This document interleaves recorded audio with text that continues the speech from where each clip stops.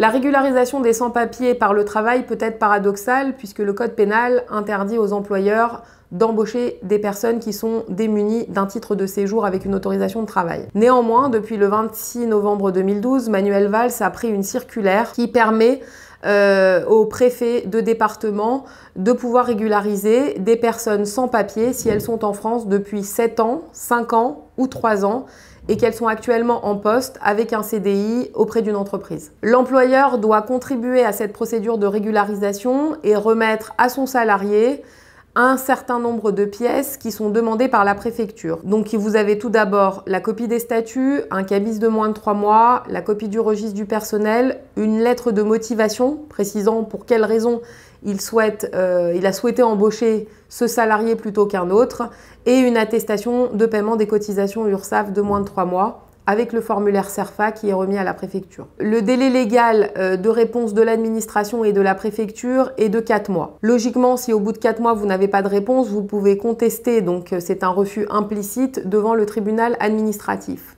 Dans la pratique, on n'instruit pas de demande en refus implicite puisque les préfectures sont surchargées de dossiers et que, in fine, elles finissent toujours par donner une réponse.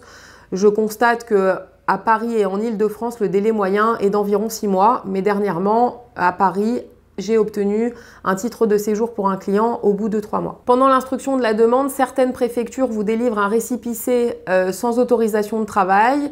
D'autres, puisque vous êtes déjà en poste, vont vous donner un récépissé avec autorisation de travail.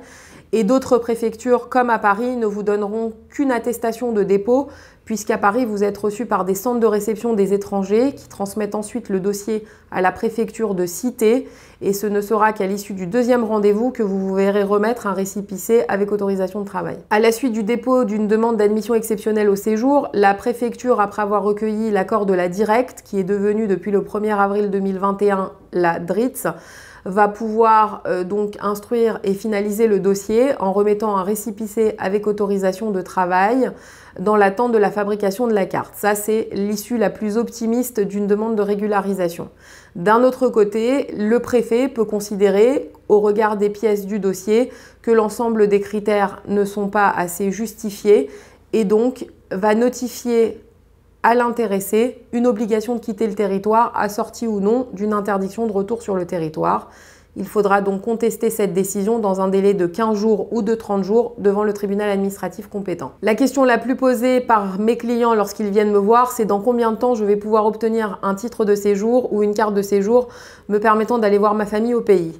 Les demandes sont instruites selon des délais qui varient en fonction des préfectures et des départements.